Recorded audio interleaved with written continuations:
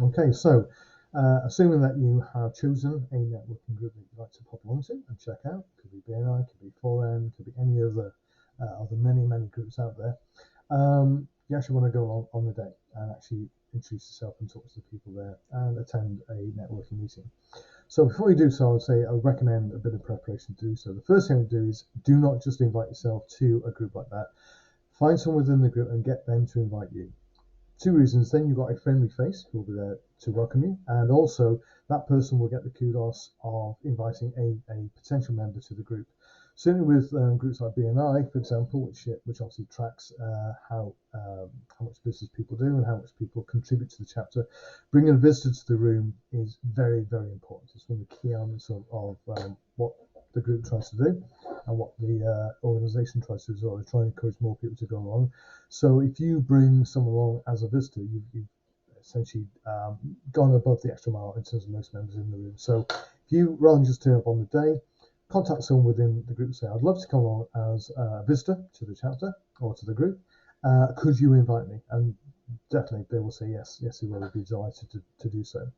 But it also means that you're seen already as someone who is proactive, who kind of gets networking because they'll understand that you understand how it works, which means you'll stand up a little bit higher in their view as to how you're coming across. So that's a good thing to do. So get someone to invite you from the group. That's always a good benefit.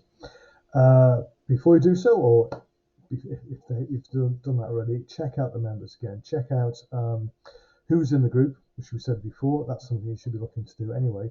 But who specifically within that group would you want to speak to? So it could be the accountant, it could be the commercial solicitor, it could be anyone within the room that you think this is potentially a good person for me to meet and talk to.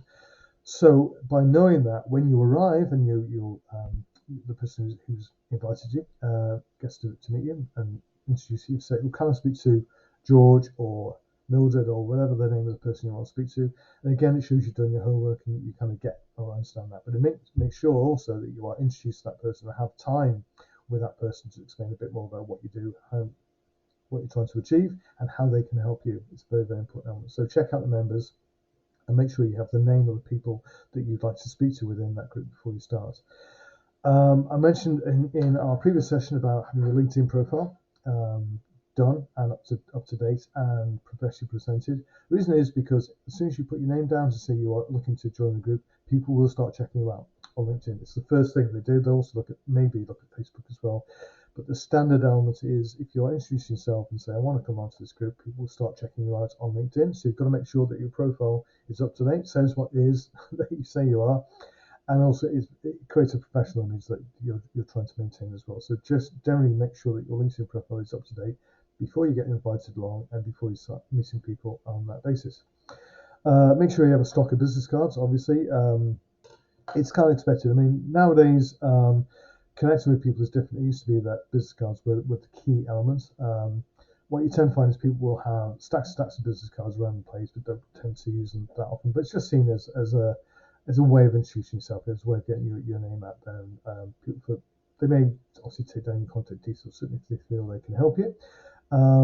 It's just expected. I mean, there are ways which there's electronic cards now which you can use.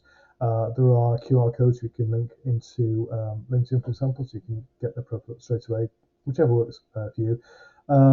But as I say, a standard business card is a really good way of just introducing yourself anyway. Make sure all your contact details are up to date. Use other methods should you want to, but it's kind of expected, and you can just pass them around the room and make sure that everyone gets a copy of that as well. Again, before you go, make sure you've got the right location, the right time. I would always say aim to, if they said the meeting starts at 6:30, try and get there around about 6:30. If it says it starts at 12, try and get there 11:45. Getting there early is important because it gives you the time to speak to people. If you get to a meeting about 5 minutes before start, you're going to have no time to network with anyone or to engage with anybody, have a conversation with anybody, because everyone's going to be grabbing a cup of coffee and looking to sit down and start the meeting. So if you can get there, most meetings start about half an hour after the day or the time they tell you to get there. So in most cases, if you say you get there for 7 o'clock in the morning, for example, the meeting will normally start about 7:15, 7:30. So you have a little bit of time for what we term open networking, where you just stand around and chat to people, which is very nice. but the more time you have, the better. So if it says be there for 7, try and get at 6:45. There will be people there waiting for you anyway, but it means you've then got a full half hour to spend with people rather than 15 minutes, or even worse, 10 minutes, if that. So make sure you know where you're going. Check on the parking situation. In a lot of cases, you find the location and you can't park, so you've got to drive around for 20 minutes trying to find a parking space. Check this out before you go. Again, just get there early, makes it easier anyway, because you'll find a parking space quicker.